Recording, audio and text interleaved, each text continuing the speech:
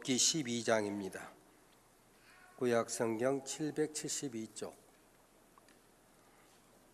욥기 12장 7절로 12절까지 말씀입니다. 여러분이 말씀 찾아서 여러분 의자 앞에 놓으시고 다 함께 일어서서 겸손하게 하나님의 말씀을 아멘으로 받겠습니다. 제가 봉독하겠습니다.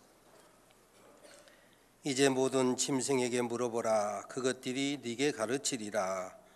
공중의 새에게 물어보라. 그것들이 또한 네게 말하리라. 땅에게 말하라. 네게 가르치리라. 바다의 고기도 네게 설명하리라.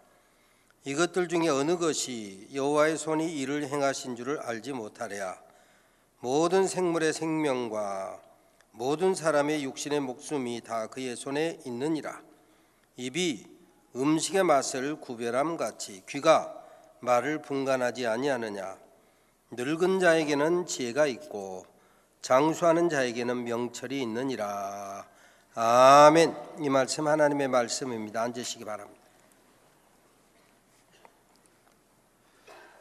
12살 남자아이가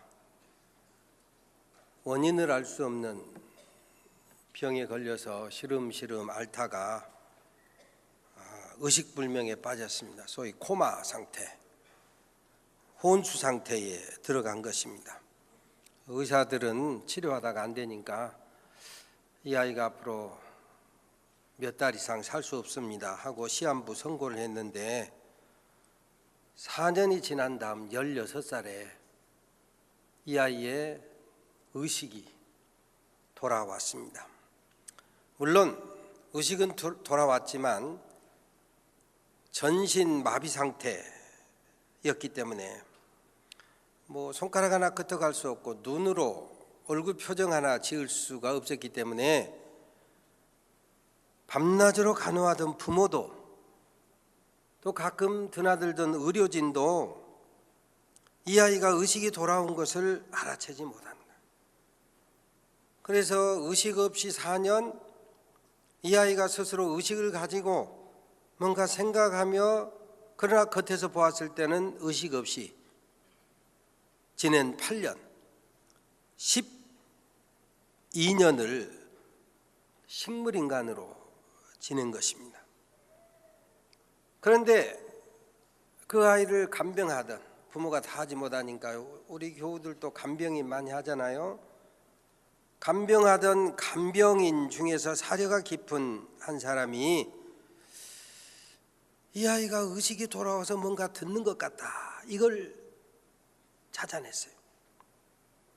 그래가지고 그때부터 뭔가 변화를 줘가지고 기적 같은 변화가 일어났습니다.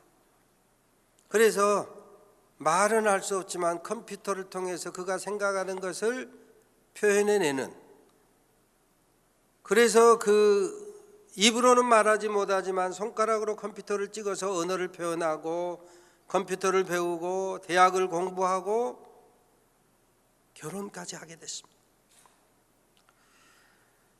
3남매 중에 큰아이가 12살 먹어서 의식불명 혼수 상태에서 12년 식물인간으로 살았다. 이때의 부모의 심정이 어떠했을까? 여러분 안 봐도 비디오 아닙니까? 소위 그 두 부부 사이, 아버지와 어머니 사이의 갈등이 얼마나 많았겠습니까?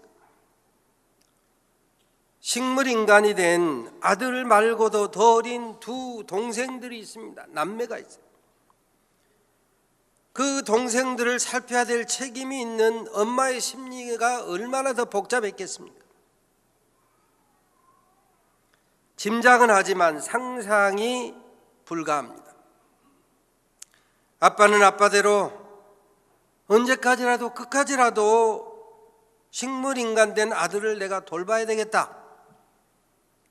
엄마는 엄마대로 그 아이도 중요하지만 남은 자식들에 대한 책임은 어떻게 감당할 거냐. 시설로 보내자. 안 된다. 보내놓고라도 자주 찾아보면 되지 않겠느냐. 불가하다. 그럴 수 있느니 없느니 심각하게 부모가 다투는 거예요. 근데 그때는 이 아이가 표현하지 못하지만 의식이 돌아왔던 상태였어요. 식물인간이어서 손가락으로도 눈동자로도 표현하지 못했지만 귀로는 엄마 아빠가 다투는 소리를 들었다니. 얼굴 표정 하나로도 눈동자 하나로도 표현할 길이 없었던 바로 그 아이에게 엄마 아빠가 심각하게 다투고 흐느끼며 울던 엄마가 울부짖으며 토해낸 말이 딱 한 번 있었는데, 네가 죽었으면 좋겠다. 네가 죽어야 해. 그런데 이때 그 아이가 엄마가 그렇게 말하는 순간 세상이 아득했다. 이미 아득한 세상을 살고 있는데 그 속에서도 세상이 아득했다. 엄마의 바람대로 해주고 싶었다. 삶을 내려놓고 싶었다 그랬어요. 그러나 그에게는 표정조차 바꿀 수 있는 능력도 없고 방법도 없었어요. 의지를 실행할 능력도 힘도 몸도 전혀 아니었다 이거. 물론 나중에 엄마가 괴물이어서 네가 죽었으면 좋겠다 이렇게 말한 거 아니고, 모든 현실과 상황이 엄마로서도 너무너무 두려웠기 때문에 그렇게 말했다는 것을 알게 되는 거예요. 그래서 그렇게 누워있으면서 말로 표현도 못하지만 엄마를 용서하는 법을 스스로 그의 의식 속으로 배우는 거예요.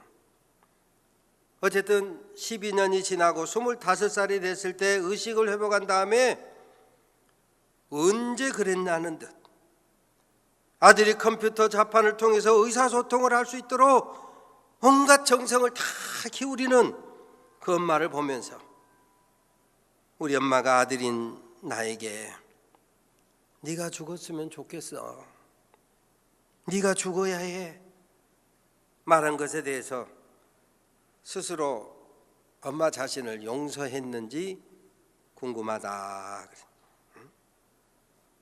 또 그렇게 용서하기를 바란다 그랬어요. 엄마는 내가 죽었으면 좋겠다고 말했다라고 하는 책이 있습니다. 마틴 피스토리우스라고 하는 사람이 그렇게 12년 동안 그런 가운데 있다가 깨어나서 결혼도 하고 이제 쓴 책이 바로 엄마는 내가 죽었으면 좋겠다고 말했다. 이 책의 줄거리가 제가 지금 말한 그 내용입니다. 우리 인간의 5감 중에서 마지막까지 남아있는 것이 바로 이 청력이다 그러지 않습니까? 그래서 많은 지혜자들이 임종을 앞둔 부모가 됐든지 뭐 형제가 됐든지 친지가 됐든지 임종을 앞둔 분 앞에서 말하기를 조심하라 그러잖아요. 마지막까지 축복하고 소망을 주고 신뢰하고 사랑의 말을 해야 평안하게 하늘나라 갈 수 있단 말이에요. 그게 바로 최선의 방법이다. 오늘 본문에 보니까 입이 식물 즉 음식의 맛을 구별해서 먹어야 하듯 귀가 말을 변별해서 들어야 한다. 여러분, 아무 음식이라도 되는 대로 먹으면 몸에 병이 생깁니다. 탈이 납니다. 부작용이 나타납니다. 상한 것, 독한 것, 변질된 것, 부작용 생길 것, 자기 몸과 건강에 문제 생길 것 피해야 되지 않겠습니까? 그제 뉴스에도 보니까 우리나라 대기업에서 생산된 어떤 제품을 기초로 만든 어떤 그 음식이 변질돼 가지고 2천여 명의 급식을 받은 아이들이 지금 식중독이 일어났다 그러잖아요. 마찬가지로 귀는 분별해서 들어야 됩니다. 터진 입으로 아무렇게나 하는 말 다 듣고 마음에 새기면 그게 병이 되는 거예요. 그게 스트레스가 되고 시험에 들고 실족하게 되는 거예요. 마귀나 대적이나 사단의 하수인들이 아무렇게나 질러대는 아무 말 대잔치에 휘둘려서 시험에 들고 실족하고 잠 못 자고 분노하고 희생양이 되는 것은 십자가 대속의 은혜로 구원하신 우리 주님의 뜻이 아니요. 욥기라고 하는 성경에 욥 외에 욥의 세 친구 엘리바스, 빌다, 소발, 이 세 친구가 등장합니다. 욥이 어려움을 겪고 있다고 하는 소식을 듣고 위로하러 왔다가 오히려 정죄하는 그들과 욥 사이의 대화가 이루어진 책이 욥기라고 하는 성경이에요. 그런데 욥기라고 하는 성경이 읽다 보면 긴가민가해져. 이게 바른 말인가 저게 바른 말인가 헷갈려요. 그거 어려워요. 우리가 정직한 눈으로 엘리바스, 빌다, 소발이 한 얘기 욥에게 대해서 한 말을 보면 틀린 말이 없어요. 이성적이요, 합리적이요. 전혀 틀린 말이 아니에요. 문제는 그래서 문제예요. 틀린 말이 아님에도 불구하고 도대체 이걸 어떻게 우리가 해석해야 되냐 이거. 구구절절 맞는 말이지만 그럼에도 불구하고 욥을 살려내는 말이 아닙니다. 상처 입은 욥에게, 인생 최대 시험을 받고 있는 욥에게 소금 뿌리는 쓰라린 말이다. 재 뿌리는 말이요. 여러분, 옳은 말을 해도 누군가를 살려내지 못한 말이 실제로 많이 있잖아요. 터진 입에서 절로 나오는 말에 욥은 일희일비하지 않습니다. 귀로 변별해서 듣는 거예요. 제가 자주 말씀드린 것처럼 필터링해서 듣는 거예요. 물을, 질이 좋지 않는 물 잘 정수할 때 그 필터가 있잖아요. 그런 것처럼 필터링을 해서 듣는 거예요. 새길 말만 새기고 흘러보낼 말은 소위 패스, 흘러보내는 거예요. 신불신간의 지혜자들은 왜 하나님께서 조물주가 사람에게 귀를 두 개를 줬느냐? 쓸데없는 말 듣고 통과해서 싹 잊어버리라고 두 개를 줬다. 안 믿는 사람도요, 지혜자들은 쓸데없는 말 가슴에 오래 남겨두지 않습니다. 은혜가 되는 말, 감동이 되는 말, 용기를 주는 말, 소망을 주는 말을 깊이 새기는 거예요. 그래서 전도서 12장에 보면 그러잖아요. 지혜자의 말은 잘 박힌 목과 같아서 그래. 하나님의 말씀, 성경뿐만 아니라 지혜자의 말, 또 우리가 필터링해서 잘 듣는 사람들은 지혜로운 말, 살리는 말, 소망이 되는 말, 꿈을 심어주는 말, 이런 것들을 마음에 잘 새기고 잘 박힌 목과 같이, 늘 말씀드린 것처럼 조그만 못이 엄청난 무게를 건사해내잖아요. 감당해내잖아요. 마찬가지. 하나님의 말씀, 지혜자의 말, 전능하신 하나님의 말, 축복의 말, 살리는 말을 우리의 가슴 속에 잘 새겨두면 무겁고 힘든 인생 살아가는데 큰 힘이 되고 흔들리지 않냐고 든든히 서강이 한다. 그런데 미련한 인생은 반대로 삽니다. 아무개가 내게 섭섭하게 했던 말, 아무개가 내게 시험 들게 했던 말, 아무개가 내게 낙심케 했던 말, 죽음과 저주에 이르는 말을 가슴에 새겨요. 그리고 가슴앓이에요. 한을 품고 삽니다. 나는 어떻게 지금 살고 있는가? 여러분 스스로 생각해 보세요.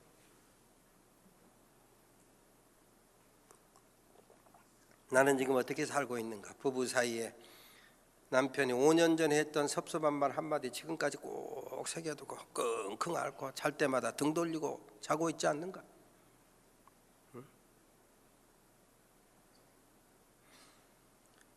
지혜로운 인생을 살고 있는가? 미련한 인생 고집하며 살고 있는가?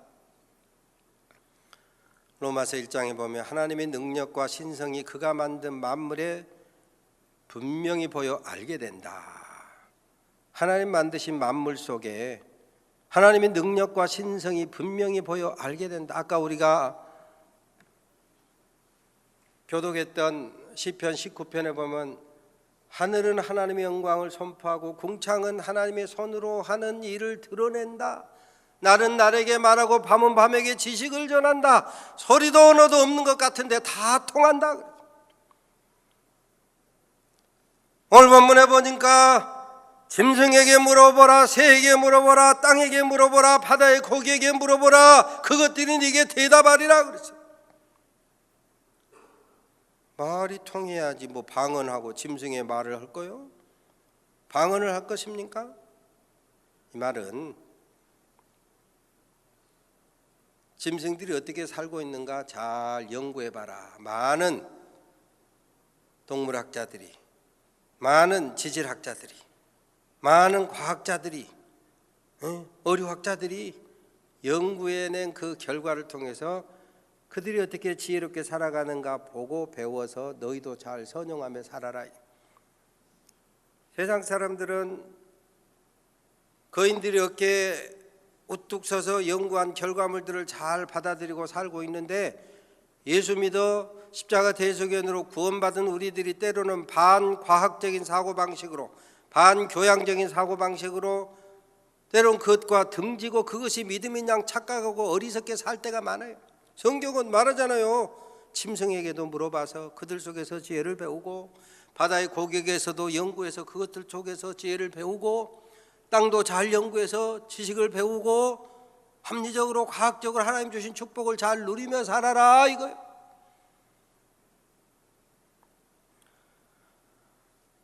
이사야 1장에 보니까 소는 그 임자를 알고 나귀는 주인의 구유를 알건만은 이스라엘은 알지 못하고 내 백성은 깨닫지 못하는도다. 이렇게 미련하게 살지 말아라요. 짐승도 알고 새도 아는데 너희들은 왜 그게 탐사고 살려고 하느냐, 미련하게 어리석게 답답하게 살려고 하냐 말이야. 예수 십자가 대속의 은혜로 구원받은 저와 여러분이 깨닫고 알고 약속된 축복을 누리며 살아야 된다 이거예요.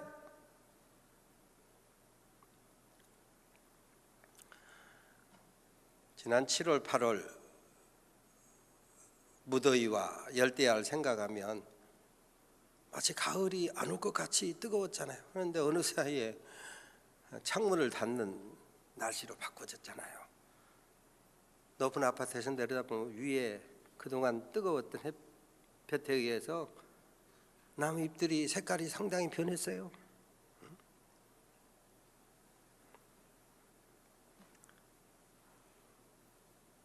이 무더위 속에서 우리 교회야 그런 일이 없지만 어떤 기관에 가보면 냉방이 너무 잘 돼갖고 그 시원한데 잠깐 있다가 밖에 나가려면 저같이 안경 낀 사람들은 불편해요.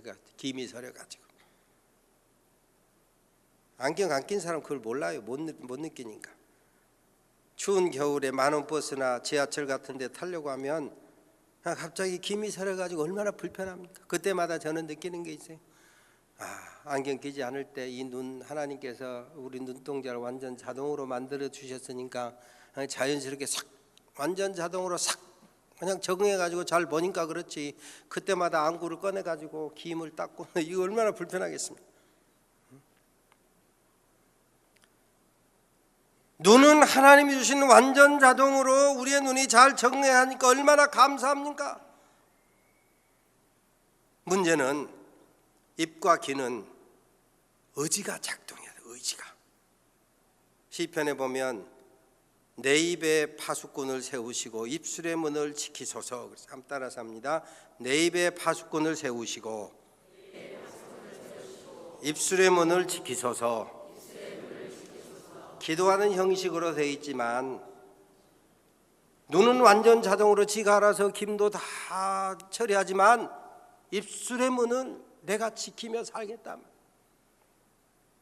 파수꾼을 세우듯이 해야 될 말 말아야 될 말 잘 구별해서 내가 꼭 해야 될 말, 필요한 말, 살리는 말을 하며 살게 하옵소서 이 말이에요. 그러니까 입에는 의지가 필요해요. 귀도 의지가 필요합니다. 할 말 안 할 말 가려서 하고 들을 말 안 들을 말 가려서 들어라 말이에요. 귀에도 파수꾼을 두고 듣지 말아야 될 말, 빨리 패스해야 될 말 패스시키고 듣지 말고 새길 말만 새겨라. 옛날 어떤 지혜로운 임금은, 지혜로운 사람은 쓸데없는 소리, 덕이 되지 못한 소리를 들으니까 내과에 가서 이렇게 씻었다 그러잖아요. 우리도 그렇게 씻어야 돼요. 불필요한 말을 들으면 아이고 씻어내고, 안 들어야 될 말은 패스 해서 딱 패스시키고 가슴에다 새길 말, 살리는 말, 은혜가 되고 위로가 되고 격려가 되고 소망이 되는, 믿음이 되는 이런 말만 가슴에 새겨야 된다. 누가복음 10장에 보면 주님 말씀하시기를 어떻게 읽는지 주의하라. 하나님 말씀 성경을 어떻게 읽는지 주의하라. 한번 따라서 합니다. 어떻게 읽는지 주의하라. 어떻게 읽는지 주의하라. 왜 그렇습니까? 사탄도요, 성경을 이용해서 우리 주님 광야 40일 금식 40주야 금식 기도 끝에 줄였을 때 사탄에게 시험을 받잖아요. 시험 받는데 사단이 하나님의 말씀 가지고 시험해요. 성경 가지고 시험해. 야, 너 하나님의 아들이지. 저 절벽에서 뛰어내려봐. 성경에 말하기를 하나님이 천사를 동원해서 싹 받아준다니까. 걱정하지 말고 뛰어내려. 그럼 천사가 받아주면 네가 메시아인 줄 알고 사람들이 네게 고개 숙이고 경배할 거 아니냐? 얼씨구 하고 예수님 뛰어내렸습니까? 아니잖아요. 주 너의 하나님을 시험하지 말아라. 그러니까 예를 들어서 머리가 아프고 두통이 오면 이 머리 아파서 해결되는 두통을 물리치는 약을 먹어야지.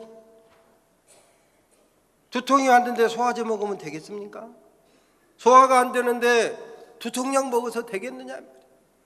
하나님의 말씀 성경 아무데나 들이댄다고 모두가 은혜가 되고 모두가 치료가 되고 그러는 건 아니다 이 말이야. 하나님의 말씀 적재적소 꼭 필요한 데 가야지 아멘이 되지.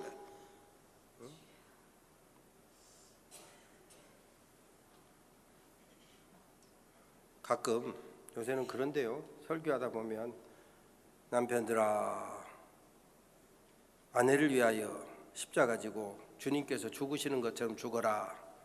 아내들아 남편을 사라가 아브라함에게 주라고 부른 것처럼 순종하라 하면 떨어져서 예배하던 아내가 남편에게 메시지를 보낸대요. 잘 들어. 남편한테 죽으라고 그러잖아. 내 말 잘 들어. 남편은 그 순간에 또 아내들아 남편을 주라고 부르라고 하잖아. 잘 들어 하고 메시지 보낸대요. 이게 참 지가 들어야 될 거 지가 아멘하지 않고 남에게 남편에게 듣고 아내에게 들으라고 한단 말이야. 이게 참 애터질 일이에요. 사이비 이단들이 어떻게 합니까? 성경으로 가르치는 것 같지만 잠언에 보면 사이비 이단은 영혼을 도살장으로 이끄는 것과 같다. 내가 도살장으로 들어가서 영혼이 죽어가는 것도 모르고 죽어가는 사이비 이단들 우리 주변에 얼마나 많습니까? 안상홍 요새 이름을 뭐 바꿨대. 국제 무슨 기독교 어쩌고 저쩌고 지가 하나님이라고 하면서 안상홍 교우 그래야만 정지가지. 신천지 마찬가지요. 성경으로 가르치는 것 같지만 비유로 가르치는 것 같지만 영혼을 도살장으로 이끄는 사이비 이단을 경계하는 것이 마땅하다. 하나님의 말씀을 분별해서 들어야 부끄러운 인생이 안 된다고 그랬어요. 모든 대화도 부부 사이도 친구 사이도 직장 동료 간에도 교우 간에도 소금을 쳐서 들으라. 소금을 쳐서 들어야 썩지 않고 병들지 않고 은혜가 되고 살리는 말이 된다 말이야. 오늘 본문 12절에 보니까 지혜와 명철 총동원해서 하나님의 말씀도 보고 듣고 읽고 깨닫고 아멘하고 우리 인간 사이의 대화도 지혜와 명철을 총동원해서 보고 듣고 새기라 이거. 오래전에 주편지에 실린 글인데 요새 보니까 SNS를 타고 계속해서 반복해서 돌아다니는 그런 이야기가 있습니다. UCLA, 그러니까 유니버시티 오브 캘리포니아 LA에 있는 캘리포니아 대학이란 UCLA에서 의대 졸업반에서 노 교수가 마지막 강의, 이제 졸업을 앞둔 의대생들에게 마지막 강의를 하면서 질문을 했어요. 아버지가 매독 환자다. 어머니는 폐결핵 환자다. 큰아들을 낳았는데 그 아이는 매독으로 죽었다. 둘째 아이는 매독으로 실명을 했다. 셋째 아이는 폐결핵으로 지금도 고통을 당하고 있다. 그런데 그 집에 넷째를 임신했다. 이제 머지않아 국가의 면허증을 받아서 의사가 될 여러분, 가난하고 병든 이 집에 넷째 아이, 임신된 이 넷째 아이를 어이할고, 여러분 어떻게 해야 되겠습니까? 얘들이, 의대생들이, 미래 의사들이 335 의논합니다. 거의 10중 8구 매독 내지 폐결핵에 감염될 위험이 높으니까 이 아이를 낙태하심이 가한 줄 아래요 하고 교수님에게 대답을 했어요. 그랬더니 그 노 교수가 대답하기를, 그대들은 지금 베토벤을 죽였네. 내가 사실을 제대로 팩트 체크를 안 해봐서 이게 어디까지 사실인지, 주부 편지에 실린 것을 보면 뭐 사실 거짓은 아닌 것 같아요. 그대들은 지금 베토벤을 죽였네.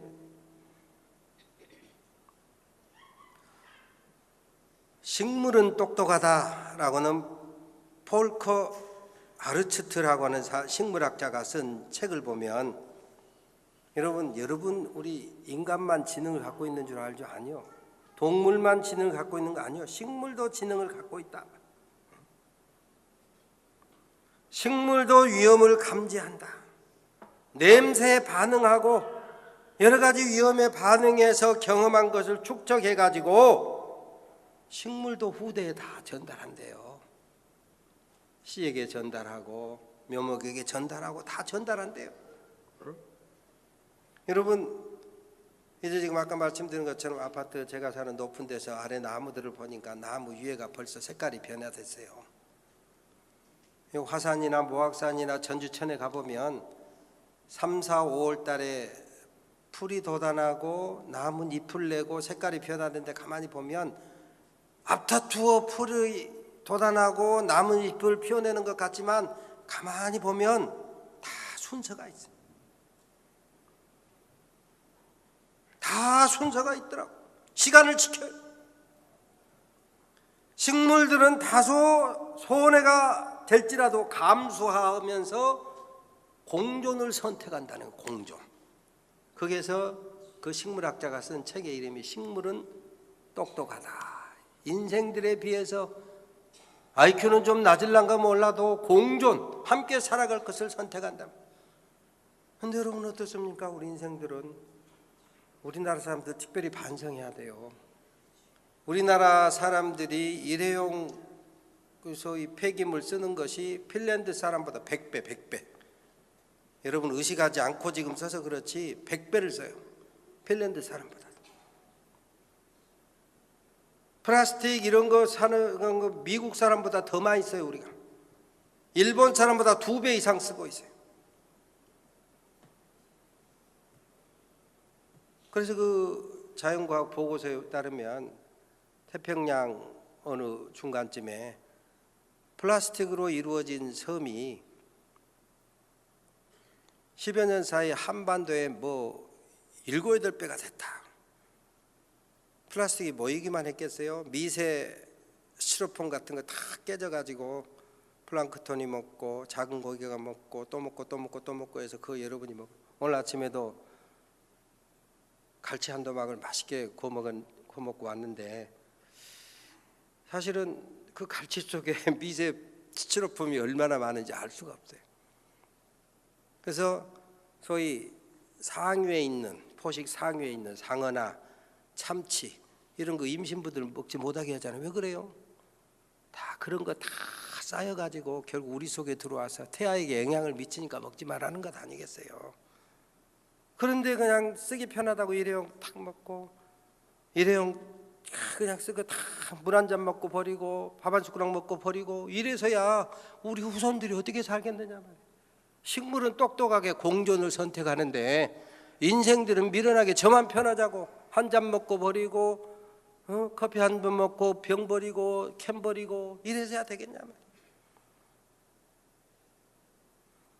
GMO 생산품으로 앞으로 우리 후손들이 GMO를 먹은 그런 후손들이 어떤 인생으로 변화될지 아무것도 모르는데 그냥 이익을 극대화하기 위해서 그렇게 한다 이 말이에요. 고함만 생각하고 그러다 보니 톱니바퀴에 빨려 들어가는 것처럼 나중에 피차 멸망하는 비극 인생들이 될 수 있단 말이에요. 식물은 공존을 선택하는데 똑똑하다는 인생들은 후손들 건강하게 살기를 바라는 마음은 있으나 실행을 안 한다 이 말이에요.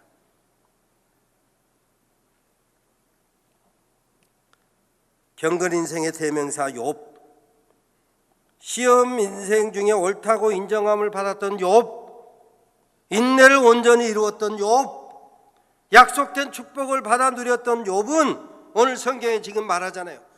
짐승에게 물어봐라, 새에게 물어봐라, 땅에게 물어봐라, 바다의 고기에게 물어봐라. 그것들 잘 연구해서 묵상하고 그것들이 어떻게 공존을 선택하고 어떻게 하나님의 피조물로서 살아가는가 잘 살펴봐라. 주의 손으로 이루신 일, 여호와 하나님의 손이 이루신 일 잘 살피고 분별해서 약속된 축복을 누리고 살아라 이것입니다. 방우달이라고 하는 시인이 재밌는 시를 썼어요. 서투른 새와 노련한 새. 제가 읽어 드릴 테니까 잘 들어보세요. 떠나고 난 후에 보면 새가 제대로 보인다. 서투른 새는 나뭇가지를 요란하게 흔들고 떠난다. 노련한 새는 가지가 눈치채지 못하게 흔적도 없이 조용히 떠난다. 떠나가도 늘 앉아있는 듯한 착각 속에서 가지에게 포근한 무게를 느끼게 한다. 하나님 만드신 아름다운 세상, 우리만 살고 끝낼 세상이 아니고 주님 재림하시기까지 살아야 될 우리 후손들이 함께 살아야 될 아름다운 세상이다. 서투른 새처럼 이것저것 썩지 않는 흔적 너무 많이 남기지 말고 노련한 새처럼 주님 재림하시기까지 오고는 우리 후손들이 살아야 될 세상, 십자가 대속의 은혜로 구원받은 우리가 아름답게 유지 보존해서 후손들에게 물려주는 것, 이게 지혜다라고 오늘 욥은 우리에게 새들에게 물어보고 짐승에게 물어보고 땅에게 물어보고 바다의 새에게 물어봐서 너희도 질서 있게 믿음으로 흔적 남기지 말고 살아라. 그렇습니다. 노련한 새마냥 아름다운 삶의 흔적, 예수 십자가 대속의 은혜와 예수님의 사랑과 은혜를 누리고 남기셔서 여러분이 살아가는 모든 삶의 현장에 생명의 향기가 흘러넘치고, 혹 여러분이 그 자리를 때로는 퇴직에서 떠난다고 할지라도 아무개님 하고 아름다운 흔적으로 기억되는 그런 삶을, 생명의 향기를 남기며 살아가는 우리 산돌의 가족 모두가 되시기를 주의 이름으로 축원합니다. 하나님 감사합니다.